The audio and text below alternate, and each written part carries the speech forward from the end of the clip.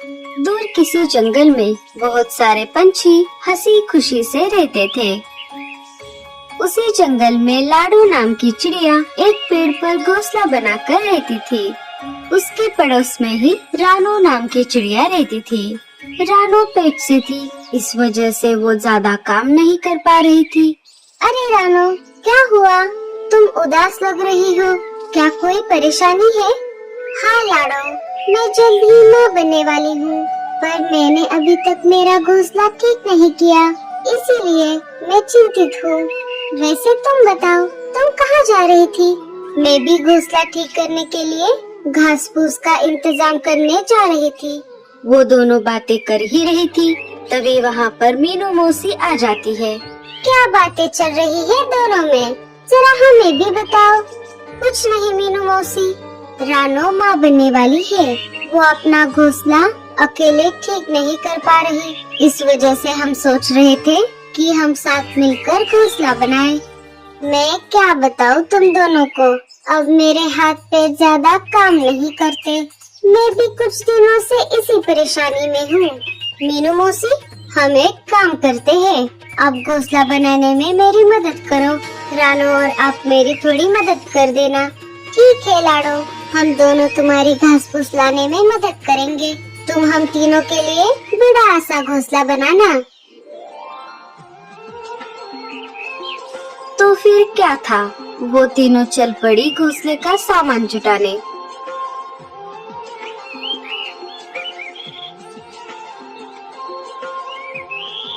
थोड़ी दूर आने पर मीनू मौसी को कालू कौवा टूटे हुए घोंसले में आग जलाकर बैठा हुआ दिखाई दिया। वो तीनों कालू के पास आ जाती है। अरे कालू, ये तुम क्या कर रहे हो? ऐसे घोंसले को क्यों जला रहे हो? अरे नहीं नहीं मीनू मौसी, मैं कोई घोंसला नहीं जला रहा, मैं तो इस घोंसले को आग में भून रहा हूँ। मगर कालू भैया, आप ऐसा क्यों कर रहे हो? वो क्या है ना, जब भी मैं घोंसला बनाता था तब या तो तेज तूफान की वजह से घोंसला टूट जाता या तो तेज बारिश में बह जाता, इसलिए मैंने ऊंचे पहाड़ी से गीली मिट्टी लाकर घोंसले के चारों ओर लगाया है। पर तुम इसे जला क्यों रहे हो? अरे मीनू मौसी, मैं इसे जला नहीं रहा, मैं तो इस घोंसले को आग में सेक रहा हूँ। इससे मेरा घोंसला पक्का बन जाएगा, चाहे जितनी तेज बारिश या तूफान क्यों ना आ जाए, ये टूटेगा नहीं।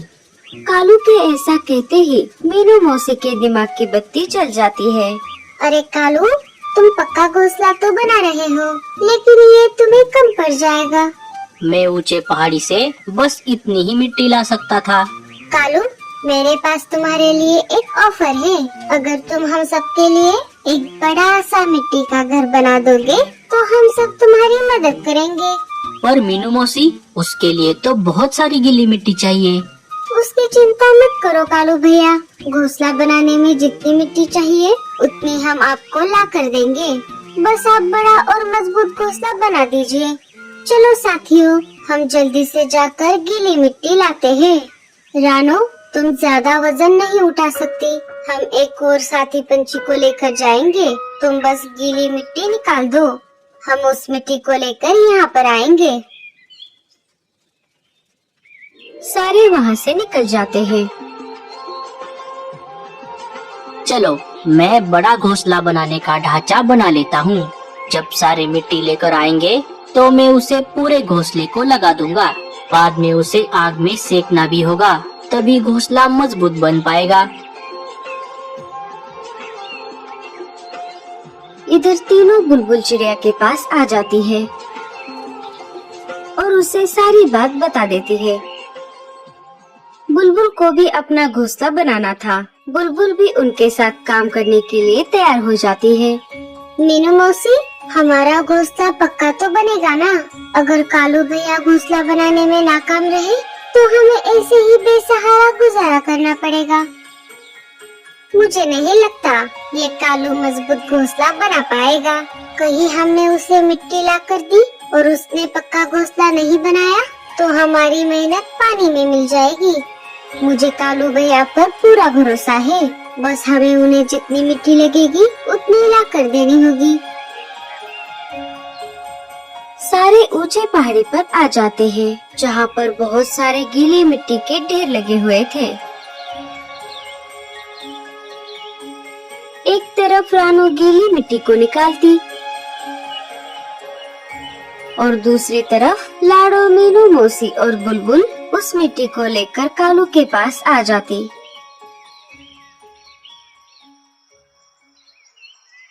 अरे बाप रे, ये गीली मिट्टी उठाना तो बहुत मुश्किल काम है। मुझे कुछ ना कुछ तो करना पड़ेगा। कालू भैया, और कितनी गीली मिट्टी लगने वाली है?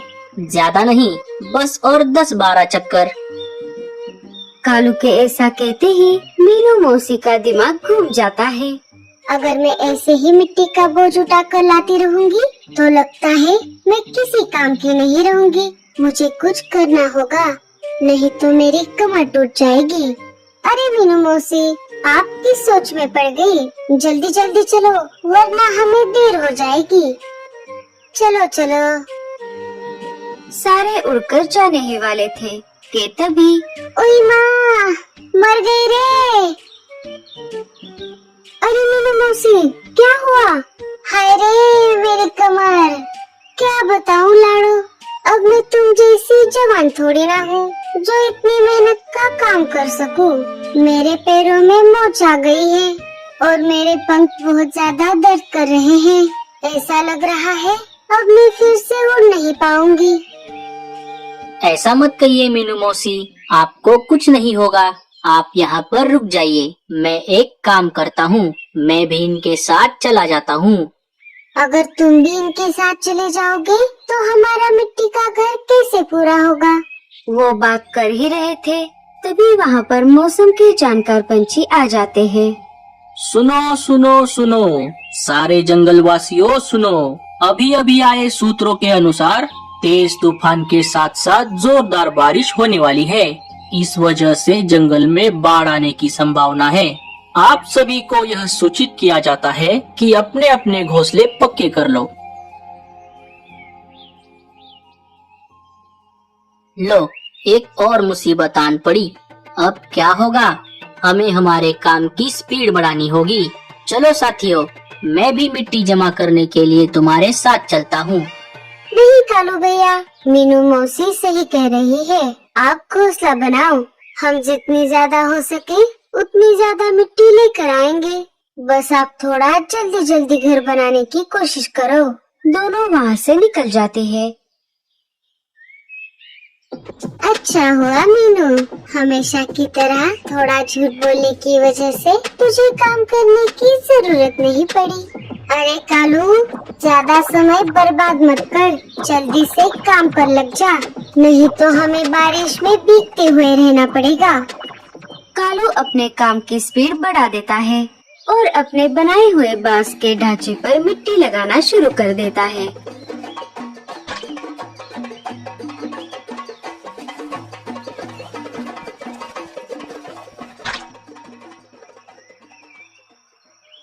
इधर लाडो और बुलबुल मिट्टी लेकर आती और कालू के पास जमा कर देती। मीनू मौसी खाली बैठकर उनको ऑर्डर देती। हाँ हाँ साथियों, ऐसे ही काम चालू रखो। अब सिर्फ थोड़ी ही मिट्टी लगने वाली है, जोर लगा के हैशा।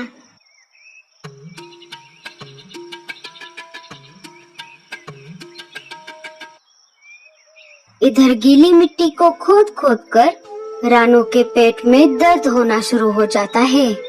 रानू, मुझे लगता है इतनी मिट्टी काफी होगी, चलो हम वापस चलते हैं।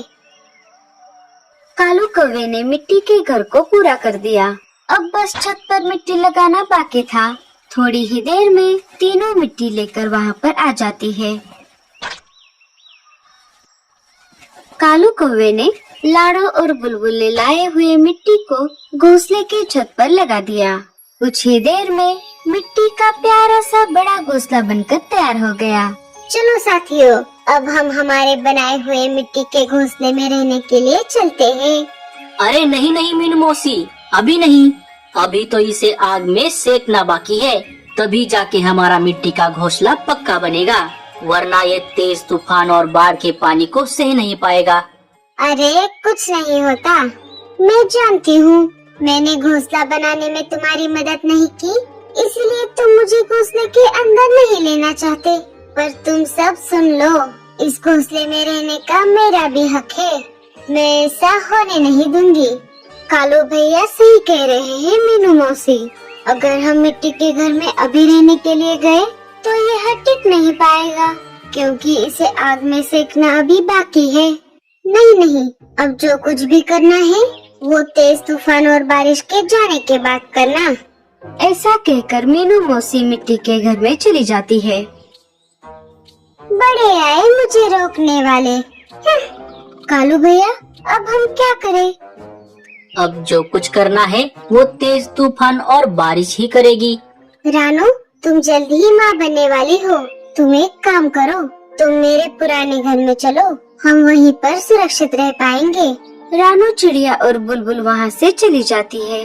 कालू भैया, हमें नहीं पता ये बारिश कितने दिन होगी। हमें ज्यादा दिनों का अनाज इकट्ठा करना पड़ेगा। दोनों अनाज जमा करने के लिए वहाँ से चले जाते हैं। जैसा कि सूचना देने वाले पंछियों ने कहा था, वैसे ही जंगल में जोरदार तूफान के साथ साथ तेज बारिश शुरू हो जाती है। वाह मीनू, असली मजे तो अब है। ज्यादा काम भी नहीं करना पड़ा और इतना अच्छा मिट्टी का घर भी मिल गया। आए बड़े, मुझे घोंसले में रहने से इनकार करने वाले। इसे बनाने में मैंने उतनी ही मेहनत की है जितनी बाकी पंछियों ने। चलो, अब मैं 4-5 दिनों का अनाज जमा कर लेती हूँ। धत तेरी, इस कालू ने तो इन कमरों को दरवाजे भी नहीं लगवाए। चलो जाने दो, वैसे भी इस मिट्टी के घर के बारे में जंगल में किसी और को पता भी नहीं है। मीनू मौसी अनाज की खोज में निकल पड़ती है। इधर रानू चिड़िया बुलबुल चिड़िया के घर आ जाती है।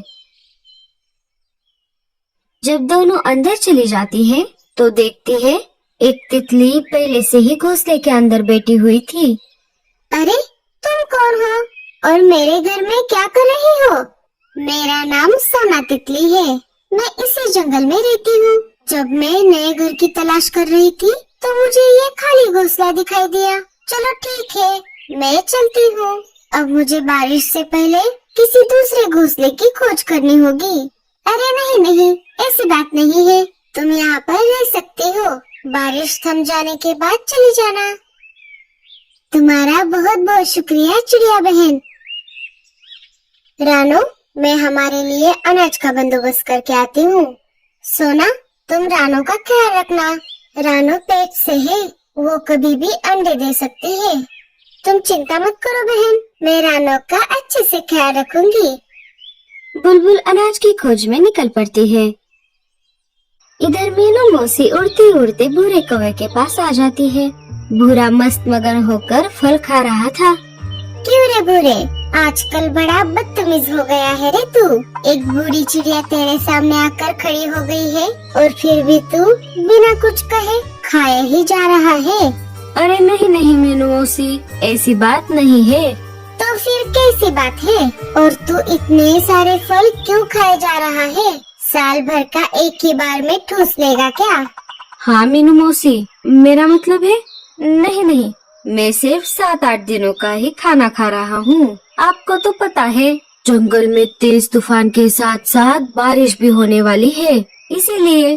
अरे पागल, आज तो कितना भी क्यों न खा ले, कल तुझे फिर से भूख लगने ही वाली है। तू क्या अजगर है जो महीनों तक ना खाए हुए रह सके?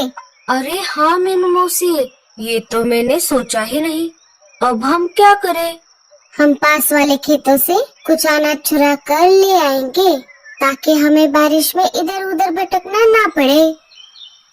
मीनू मौसी और भूरा कौवा पास वाले खेतों में आ जाते हैं और वहाँ से थोड़ा थोड़ा अनाज चुरा लेते हैं। मीनू मौसी, आपने खाने का इंतजाम तो कर लिया, पर आपने घोंसले को ठीक किया है या नहीं? नहीं, अब मैं मेरे पुराने घोंसले में नहीं रहती। मतलब? अब मैं तुझे क्या बताऊं भूरे, मैंने मेरे लिए एक आलीशान बहुत बड़ा मिट्टी का घर बनवा लिया है। मेरा मतलब बनाया है। मिट्टी का घर? और वो भी आपने? हाँ भूरे, वो मिट्टी का घर नहीं, महल है महल। चल अब मैं मेरे मिट्टी के घर में रहने के लिए चलती हूँ। तुझसे बातें करती रहूंगी तो यही बारिश में फंस जाऊंगी। ऐसा कहकर मीनू मौसी अपना अनाज लेकर वहाँ से चली जाती है। बूढ़ा भी अपने घर की तरफ निकल जाता है। अच्छा, तो ऐसी बात है। चलो, रहने और खाने का बंदोबस्त तो हो गया। शिकारी पंछी मीनू मौसी का पीछा करने लगते हैं। इधर रानू चिड़िया दो प्यारे प्यारे अंडे दे देती है। अरे वाह रानू बहन, ये अंडे तो बहुत प्यारे हैं। चलो कालू भैया, मुझे लगता है बारिश के 4-5 दिनों तक का अनाज हमने जमा कर लिया है। हाँ लाडो, चलो अब हमें मेरे लिए और तुम्हारे लिए नए घोंसले बनाने पड़ेंगे। वो दोनों बातें कर ही रहे थे, तभी कुछ शिकारी पंछी उन्हें वहाँ से तेज उड़ते हुए जाते दिखाई देते हैं। अरे ये क्या, ये शिकारी पंछी इतनी जल्दी में कहाँ जा रहे हैं? लगता है इनके हाथ कोई नया शिकार लगा है। वो दोनों वहाँ से चले जाते हैं। थोड़ी दूर आते ही उन्हें भूरा कौवा दिख जाता है। अरे ये क्यों आ रहे हैं मेरे पास? अरे भूरे, इतना सारा अनाज तुम्हें कहाँ पर मिला? वो मीनू मौसी और मैं बहुत दूर अनाज की खोज में गए थे। हमने ये अनाज वहीं से लाया है। क्या मीनू मौसी तुम्हारे साथ थी? इसका मतलब वो शिकारी पंछी मीनू मौसी के ही पीछे गए हैं। मीनू मौसी की जान खतरे में है। नहीं भैया, उन्होंने तो अपने लिए बहुत बड़ा मिट्टी का घर बनवा लिया है। वो बिल्कुल ठीक होंगी। भूरे के ऐसा कहते ही लाडो और कालू को सारी बात समझ आ जाती है। लगता है मीनू मौसी के साथ साथ हमारा मिट्टी का घर भी खतरे में है। हमें वहाँ पर जाकर दोनों को बचाना होगा। वो निकलने ही वाले थे कि तभी तेज बारिश शुरू हो जाती है। बारिश के साथ साथ तेज तूफान भी आ जाता है। तेज हवाओं के कारण जंगल के पेड़ जोर जोर से हिलने लगते हैं। लाडो, तुम घोंसले के अंदर चली जाओ, हम किसी दूसरी जगह पर जाकर आसरा लेते हैं। लाडो भूरे के घोंसले के अंदर चली जाती है। कालू भैया, पर ये तो मेरा घर है। तेरा है नहीं था। चल अब हम हमारे मिट्टी के घोंसले में चलते हैं। वो दोनों वहाँ से निकलकर मिट्टी के घर की तरफ जाने लगे। बारिश इतनी तेज थी कि उन दोनों को उड़ने में तकलीफ हो रही थी। उन दोनों को एक खोखला पेड़ दिख जाता है। वो दोनों उसमें चले जाते हैं। इधर बुलबुल चिड़िया घर वापस आ जाती है। अच्छा हुआ बुलबुल, तुम जल्दी वापस आ गई। हमें तुम्हारी चिंता हो रही थी। अरे वाह रानू, तुम्हारे अंडे तो बहुत प्यारे हैं। अच्छा हुआ हम समय रहते ही मेरे घोंसले में आ गए, वरना हम उस मिट्टी के घर में सुरक्षित नहीं रह पाते। तितली बहन, तुम्हारा बच्चा तो बहुत ही क्यूट है। बेटा, क्या नाम है तुम्हारा? जी मेरा नाम नानू है। मेरे पिताजी ने मेरा नाम रखा है। पिताजी दूसरे जंगल गए हुए हैं। माँ, मुझे उनकी बहुत याद आ रही है। हाँ बेटा, जब बारिश थम जाएगी तो हम तुम्हारे पापा के पास चले जाएंगे। इधर शिकारी पंछियों ने मीनू मौसी के मिट्टी के घर पर कब्जा कर लिया था। वो मीनू मौसी को चारों तरफ ढूंढ रहे थे, पर उन्हें मीनू मौसी कहीं पर नहीं दिखाई दी। बॉस, हमने उस चिड़िया को चारों तरफ देखा, पर वो कहीं पर नहीं मिली। चलो जाने दो, वो चिड़िया नहीं मिली तो नहीं मिली, ये मिट्टी का घर तो रहने के लिए मिल गया ना। चलो अब हम एक एक कमरे आपस में बांट लेते हैं। सारे अंदर आ जाते हैं। अरे बॉस, इस घर के कमरे तो बहुत छोटे हैं। अरे छोटे हैं तो क्या हुआ, इस तेज बारिश में भीगने से तो अच्छा है। पंछियों ने बनाए हुए मिट्टी के घर पर तो शिकारी पंछियों ने कब्जा कर लिया था, पर आने वाले संकट के बारे में उन्हें नहीं पता था। तेज बारिश के कारण जंगल में बाढ़ आ गई। बाढ़ का पानी पूरे जंगल में फैल गया। ये सब नजारा देखकर पंछी डर गए थे। उन्हें अपने अपने घोंसलों की चिंता होने लगी। बुलबुल बहन, क्या आपका घोंसला इस तेज बारिश को सह पाएगा? मुझे नहीं पता। हमें इस परिस्थिति में हार नहीं माननी चाहिए तितली बहन। हम ऊपर वाले से यही विनती कर सकते हैं कि इस घर को कुछ ना हो। बुलबुल चिड़िया का घोंसला ऊंची डाली पर था, इसी वजह से बाढ़ का पानी उसके घोंसले तक नहीं पहुंच पाया। लेकिन जिन पंछियों के घोंसले निचले हिस्से में थे वो बाढ़ में बहने लगे। बॉस, क्या ये मिट्टी का घर इस बाढ़ के पानी को सह पाएगा? अरे बटले, मैं पक्का कह सकता हूँ कि इस मिट्टी के घर को खरोच तक नहीं आएगी। वो बाढ़ के पानी को देख ही रहे थे, तभी मिट्टी के घर का एक हिस्सा बह गया। अरे बॉस, ये क्या हुआ? अभी तो आप कह रहे थे कि इस घर को खरोच तक नहीं आएगी। बचाओ, बचाओ, मुझे कोई बचाओ। बॉस, अब हम क्या करें? अब करना क्या है? भागो यहाँ से।